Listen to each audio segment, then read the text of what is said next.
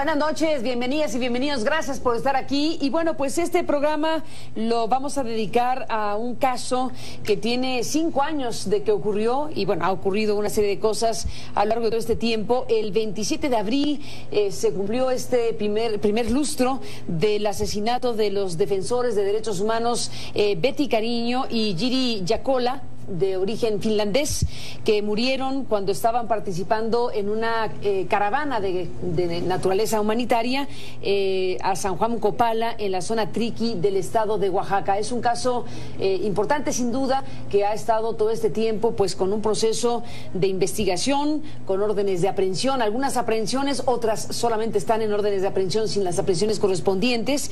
Y bueno, pues en el marco de este 5º aniversario y de la visita a México en estos días del presidente de Finlandia, del presidente Sauli Niinisto, que se reunió con el presidente mexicano y con esta relación binacional México-Finlandia, pues uno de los temas, si bien no públicos, pero sí dentro de las conversaciones, ahora lo sabemos por los abogados, entre el presidente Niinisto y el presidente Peña Nieto, se habló del caso Betty Cariño y Jiri Jaakkola.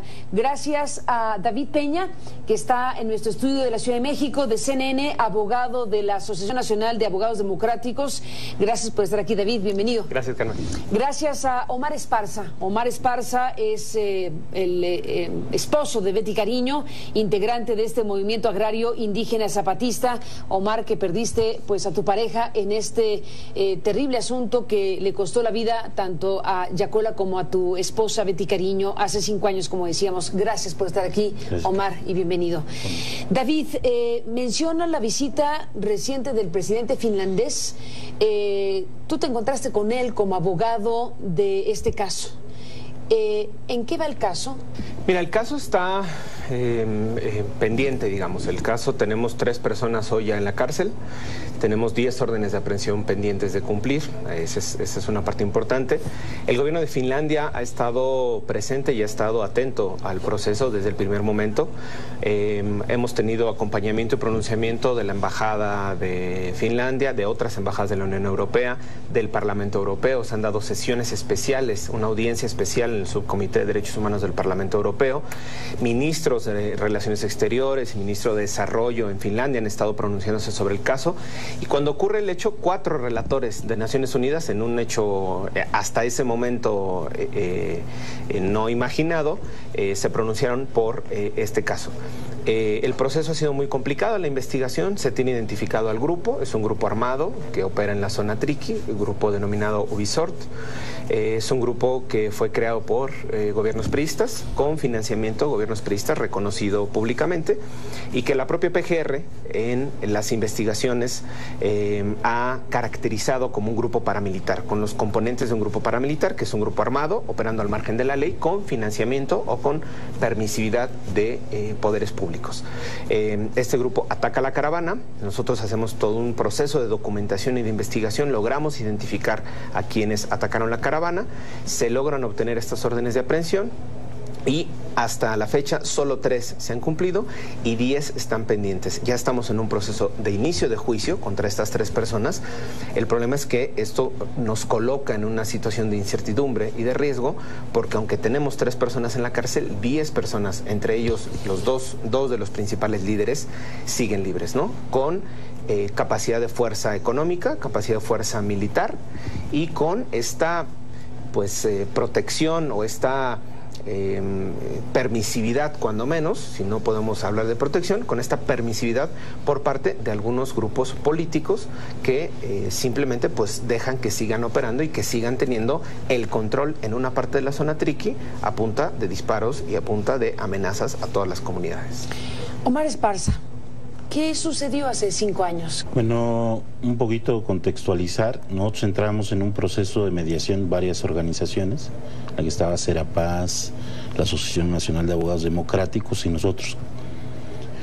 Y empezamos en un proceso después del asesinato de dos niñas, locutoras de una radio que se llamaba La Voz que Rompe el Silencio. Y ese fue como el inicio de un proceso de mediación en la región con 2 grupos antagónicos, que eran grupos de la región que habían tenido una disputa, unas diferencias. pero que venían de un mismo origen. Nosotros empezamos en este trabajo a hacer el proceso de acercamiento, mediación, para poder buscar una ruta de conciliación, de paz, de acuerdo, de no agresión. Pero no estaba inmiscuido ningún gobierno, ¿no? Estamos hablando que en ese momento era el gobierno de Ulises Ruiz Ortiz. Se llevó todo un proceso de acercamientos, de acuerdos, de avances, y precisamente antes de llegar a una caravana que era por la exigencia de la libertad de la gente de San Salvador Atenco, que hubo una campaña, se citea a la comunidad, ¿no? Desde del grupo Uvisor, citea a la comunidad de San Juan Copala el 28 de noviembre, y a partir de ahí tardó 5 meses esta comunidad hasta que entró la caravana, digámoslo así. 5 meses copada, 5 meses 5 meses sitiada, sin acceso a ningún servicio, alimentos, o sea, y además con un acoso permanente de manera militar, digamos. ¿Rodeada por Uvisort? Rodeada por este grupo Uvisort, y con constantes agresiones donde hubo mucha violencia, gente muerta, ¿no? Mucha gente lastimada. Y bueno, pues esto fue una denuncia que se hizo, entonces este fue lo que convocó a una caravana en ese momento el municipio autónomo, y eso hizo que mucha gente o algunos actores como la sección 22, organizaciones de derechos humanos, periodistas también, incorporaran a esta caravana y pudieran ingresar en esta caravana humanitaria de San Juan Copala. ¿Qué tan grande era la caravana de esa fecha? Pues era alrededor de 28 gentes aproximadamente, con el respaldo de muchos maestros de la sección 22, y bueno, reconocida incluso por las autoridades de Oaxaca, ¿no? Esa caravana iba, como dices, por razones humanitarias, a llevar víveres. ¿Qué llevaba? Llevaba víveres y a documentar un poco la situación del riesgo que estaba viviendo la gente en ese momento en la localidad, ¿no? La agresión y la falta de este acceso a los recursos, pero además a la cuestión alimentaria. Déjenme, David, Omar, hacer una pausa y regresamos. Bueno, has descrito el contexto de conflictividad de la zona, cómo se antagonizaron estos dos grupos, como Uvisort, que es identificado como grupo paramilitar, básicamente hace este rodeo, esta cerrazón de la propia comunidad. La caravana va, como dices, con propósitos humanitarios para llevar víveres, pero también para tratar de documentar, bueno, para registrar precisamente este aislamiento de la comunidad en cuestión. Después de la pausa, Omar, David, bueno, la pregunta entonces es: ¿en qué momento se ataca la caravana? ¿En qué momento pierde la vida Betty Cariño, Gigi Yacola, el finlandés? ¿Qué va sucediendo? Después de la pausa, les pregunto.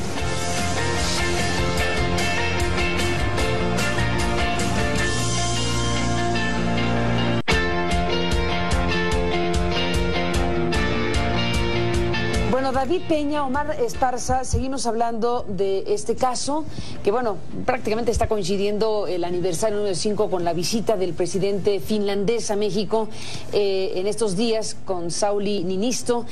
Ahora nos cuentas la conversación con el presidente finlandés, David, pero antes de ello, ¿qué pasó, por ejemplo, con este grupo Uvisort, que tú has mencionado se identifica como un grupo paramilitar? Es decir, lo caracteriza PGR. Lo caracteriza la PGR como un grupo paramilitar.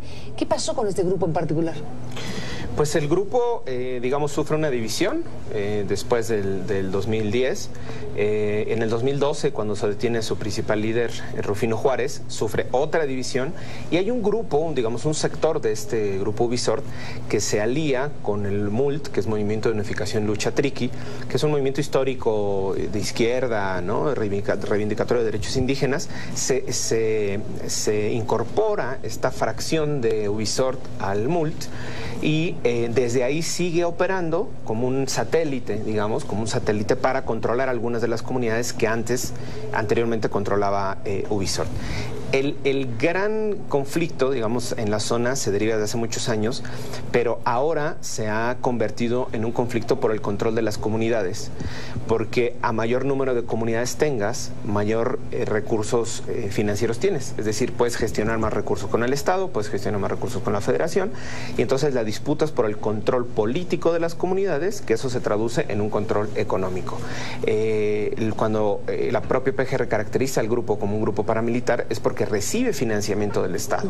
Entonces, al recibir un financiamiento del Estado, en alguna declaración el ex secretario de Gobierno de Ulises Ruiz decía, bueno, es que nosotros les damos dinero al grupo, no sabemos en qué lo gastan. Si ellos compran armas, pues ya no es problema de nosotros, no es problema de ellos, pero está, digamos, reconocido la operación. El grupo sigue operando de esta forma, ahora enquistado en esta otra organización, y eso obviamente, al controlar comunidades e incluso municipios completos, les permite tener una interlocución tanto con el gobierno estatal como con el gobierno federal, como un actor político, no como un actor armado, sino como un actor político, aunque tengan este brazo armado. ¿Cómo se da el ataque? ¿Cómo se da el ataque a la caravana? ¿Quién hace el ataque? ¿Y qué pasa con Betty y con Giri?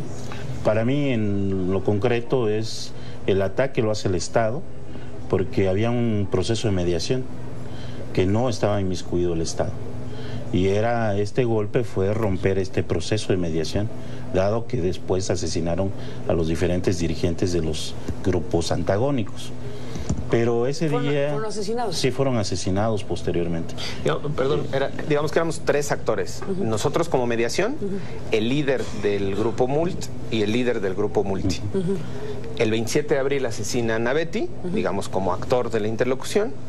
El 28 de mayo de ese mismo año asesinan al líder de Multi, y en el mes de septiembre asesinan al principal líder de MULT, que era, digamos, los tres componentes de la mediación, ¿no? Y obviamente eso, como dice Omar, pues fractura todo el proceso de mediación que se estaba construyendo, ¿no? Sí. Bueno, eso fue parte de diseñado para mí desde el Estado, en ese momento desde el gobierno de Ulises Ruiz Ortiz. El 27 fue claro, fue un ataque ya premeditado. Nosotros, a través de las investigaciones, de documentar, pudimos obtener información de cómo se preparó todo el ataque previo, o sea, desde un día antes, de toda la información que obtuvimos. Y bueno, pues no fue algo que surgió de la nada, ¿no? O sea, la intención del ataque era romper la mediación. Así es. Y evitar que el conflicto se resolviera. ¿O sí. ¿O cuál era la idea? Sí, era de reventar el proceso de mediación. ¿Con qué interés? ¿Para mantener qué circunstancia? Yo creo que es esta parte que comenta David, ¿no? Es el tema de los acuerdos políticos con la clase política, el recurso, ¿no? Y todo este proceso de impunidad que ha habido durante muchos años, porque la gente dentro realmente lo que demandaba era justicia. O sea, hay mucho dolor en Pueblo Triqui, y la mayor parte de las voces apuntaban al tema de justicia, ¿no? Y ese era el camino, la ruta que había trazado este proceso de mediación. El asesinato de Betty y de Yuri significó la ruptura de este proceso de mediación. David Peña, 2015, viene el presidente de Finlandia, viene a una reunión con Peña Nieto en el marco de una visita de Estado, porque viene a una visita de Estado el presidente de la República de Finlandia, Sauli Niinisto. Se resaltan los acuerdos de la Alianza para la Innovación y los asuntos relacionados con esta visita y la relación binacional, asuntos forestales, comerciales, en fin. Todo. No aparece públicamente el tema de este caso, pero nos has dicho, antes de que entráramos al aire, que tu reunión con el presidente de Finlandia tuvo como propósito hablar precisamente de este tema. Sí, nosotros nos reunimos con el presidente de Finlandia y nos comentó que el día lunes, a su vez, se había reunido él con el presidente de Peña Nieto, como lo dice el boletín, la parte pública de presidencia. Pero uno de los temas que no se comentan en la agenda es justo el tema del asesinato de Betty y de Yuri. El que no está en el boletín de prensa de la presidencia de México, exacto. Pero estuvo en la conversación de Peña Nieto con el presidente de Finlandia. Y no solo estuvo en la conversación, es un tema que ha tenido en la agenda de presidencia de Finlandia la anterior presidenta y el actual presidente. Es decir, en la agenda bilateral México-Finlandia, este tema se ha discutido en cumbres en Japón, en cumbres en Bruselas, en cumbres. Es decir, ha sido un tema permanente. Incluso en la reciente discusión que se tuvo en el Parlamento Europeo sobre la desaparición de los 43 estudiantes de Ayotzinapa, uno de los antecedentes que se puso en la discusión en el Parlamento Europeo justo fue el caso de Betty de Yuri. Es decir, en el marco, para contextualizar el marco de violencia y de impunidad que vive México, diputados de los Verdes en Europa colocaron el tema como un tema de antecedentes de violencia, de impunidad y de colusión entre grupos armados y la clase política. En este caso está demostrado, digamos, esta colusión fáctica, como sucede, digamos, toda proporción guardada con Iguala, y entonces se retoma como antecedente. Este caso lo platicó el presidente de Finlandia, lo platicó con el presidente Peña Nieto. El presidente Peña Nieto volvió a reiterar el compromiso del Estado mexicano para resolver el caso. Esta reiteración, este compromiso lo ha hecho en más de 3 o 4 ocasiones. El problema es que el compromiso que tiene el presidente Peña Nieto a nivel internacional con el presidente y con los parlamentarios de la Unión Europea no se traduce en acciones concretas para detener a estas personas. Entonces, ahí estamos viendo que hay un embudo o un dique de una supuesta o una declarativa de disposición política por parte de presidencia, por parte de la instancia federal, pero al aterrizar en el caso concreto nos topamos con pared, ¿no?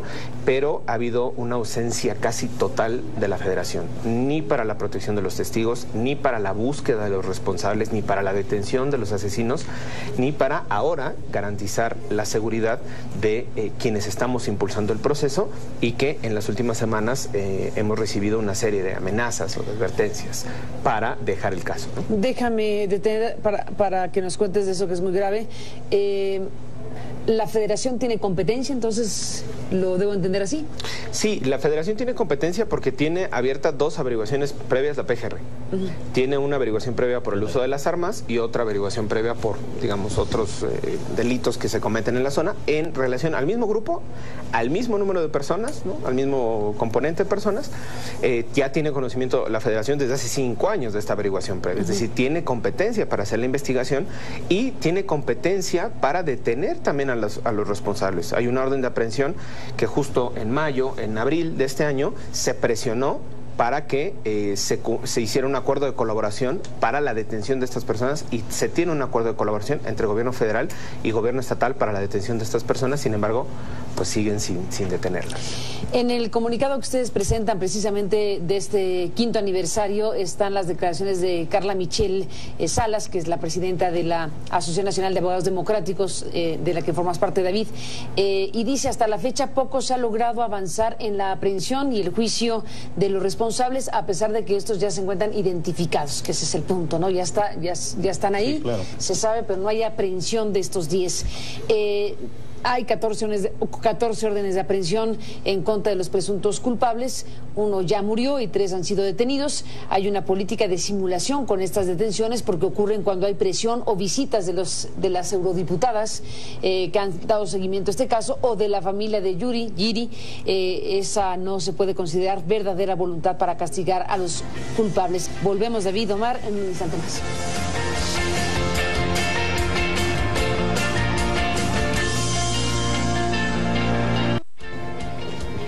Entramos en la parte final, regresamos con David Peña, Omar Esparza, volvemos en un instante. David, Omar, nos despedimos. ¿Amenazas, Omar, en este momento? Sí, hay amenazas desde la detención de Elías Cruz Merino, que es el hijo de Antonio Cruz, uno de los operadores del ataque a la caravana. Del ataque a la caravana. Entonces, a partir de ahí hay amenazas hacia los testigos, ¿no? Donde tuvimos que sacar a los testigos de la zona. Fue difícil, mantuvimos contacto con las autoridades, manifestamos este riesgo, lo hemos hecho visible a nivel internacional, con el costo que esto significa de saber que está en peligro la vida de los testigos, pero no ha bastado hasta ahí, ¿no? Hoy hay amenazas en contra de nosotros, de los abogados, amenazas directas. ¿De qué tipo? las amenazas? Pues amenazas de muerte, ¿no? Amenazas ya de ejecutarnos por este tema de reclamo de justicia. Por continuar con el proceso abierto. Por seguir empujando la ¿Identificas justicia. a tus...? Sí, tiene que ver con este grupo que está libre, donde no se ha detenido a los asesinos. Es este mismo grupo que está operando. ¿Los 10 que están libres? Los 10 que están libres y otro equipo más de profesionales para asesinarme. Hemos sabido precisamente, David, que cuando, por ejemplo, vas tú o los abogados de la Asociación Nacional de Abogados Democráticos, pues tienen que poner seguridad ahí en Oaxaca, según he visto. Sí, ahora, digamos, hay un acuerdo con el procurador de Oaxaca, en donde, bueno, todas las diligencias nos acompañan, vamos con escoltas armados, en alguna ocasión incluso va Policía Federal, Policía de Seguridad Pública, convoys de seguridad pública para resguardarnos. Las audiencias, cuando se desarrollan las audiencias, hay un promedio de entre 50 y 70 policías armados para resguardar las audiencias. Sí, lo hemos visto, se ve muy impresionante. Las audiencias y los juicios. Sin embargo, nosotros salimos del juzgado, los testigos y los sobrevivientes salen del juzgado y nadie tiene protección. O sea, ponen protección para el juez, ponen protección para los inculpados. Para la diligencia. Para la diligencia. El tema es que hoy no hemos logrado, llevamos 3 años pidiendo un mecanismo de protección. Hemos tenido reuniones recientemente con el subsecretario Ocampa.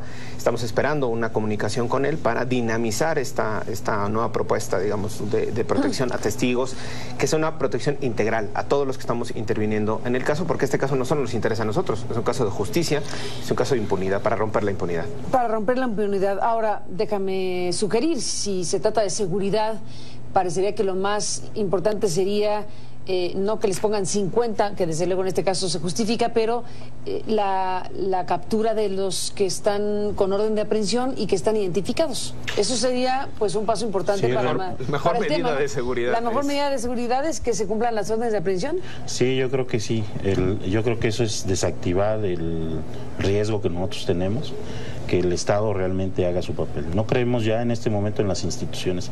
Después de 5 años de reclamos de justicia, las autoridades no han hecho nada. Bueno, hay algunas detenciones sí, han avanzado, otras no. Pero a partir de una presión fuerte, y digo, no es por el tema de Betty, ha sido una presión internacional por el tema de Yuri Yacola, que nos ha ayudado a lograr la detención de estas gentes. Si no, estaríamos peor. Si no hubiera, a ver, terrible, pero lo decimos, si no hubiera un finlandés entre los dos muertos, este caso tendría una atención distinta. Claro, y no tendríamos ningún detenido, ni la atención internacional, ni el seguimiento, ¿no? Eso es a lo que le apuesta estos grupos políticos, ¿no? Que están ligados a que no haya ojos que vean el proceso. Claro, en este caso la mirada internacional es clave. Claro. Y el Estado mexicano en el desgaste de 5 años, o sea, de ir apostándole a desgastarnos, a que dejemos de exigir lo que el Estado mexicano debería de hacer, porque es su obligación. O sea, no le estamos pidiendo que haga algo que no esté dentro de lo que le toca. Pues estamos muy al pendiente de lo que está sucediendo con este caso, como hemos dicho, de 5 años atrás y que ha vivido todo este proceso. David Peña, gracias por estar aquí para contarlo, para recordarlo, para estar enterados del estado de las cosas de este caso y de su situación. Gracias, Omar, por compartir tu historia, por compartir lo que han hecho a lo largo de estos años, y estaremos en contacto como siempre. Gracias, a los dos, gracias. Y hasta la próxima. Y a usted que nos permite acompañarle, pásela bien. Buenas noches.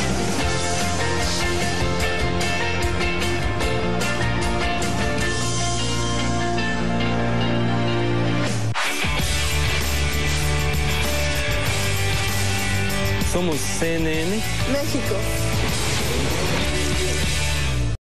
Están en órdenes de aprehensión sin las aprehensiones correspondientes.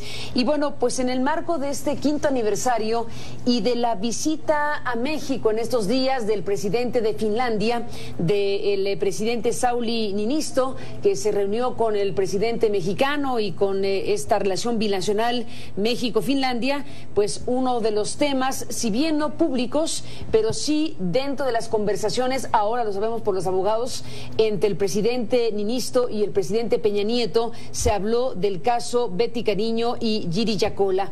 Gracias a David Peña, que está en 5 años de que ocurrió, y bueno, ha ocurrido una serie de cosas a lo largo de todo este tiempo. El 27 de abril se cumplió este primer lustro del asesinato de los defensores de derechos humanos Betty Cariño y Yuri Yacola, de origen finlandés que murieron cuando estaban participando en una caravana de naturaleza humanitaria a San Juan Copala, en la zona Triqui del estado de Oaxaca. Es un caso importante, sin duda, que ha estado todo este tiempo pues con un proceso de investigación, con órdenes de aprehensión, algunas aprehensiones, otras solamente. Nuestro estudio de la Ciudad de México, de CNN, abogado de la Asociación Nacional de Abogados Democráticos. Gracias por estar aquí, David, bienvenido. Gracias, Carmen. Gracias a Omar Esparza. Omar Esparza es el esposo de Betty Cariño, integrante de este movimiento agrario indígena zapatista. Omar, que perdiste pues a tu pareja en este terrible asunto que le costó la vida tanto a Yacola como a tu esposa Betty Cariño hace 5 años, como decíamos. Gracias por estar aquí, Omar, y bienvenido. David, menciona la visita reciente del presidente finlandés. Tú te encontraste con él. Somos CNN México.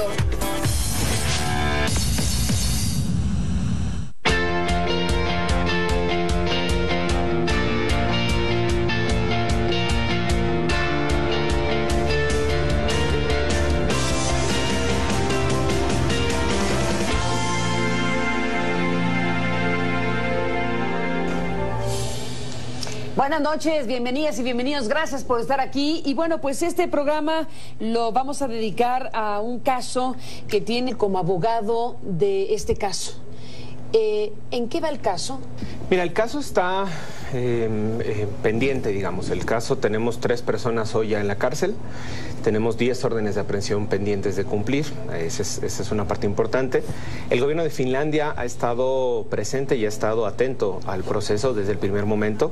Hemos tenido acompañamiento y pronunciamiento de la Embajada de Finlandia, de otras embajadas de la Unión Europea, del Parlamento Europeo. Se han dado sesiones especiales, una audiencia especial en el Subcomité de Derechos Humanos del Parlamento Europeo, ministros de Relaciones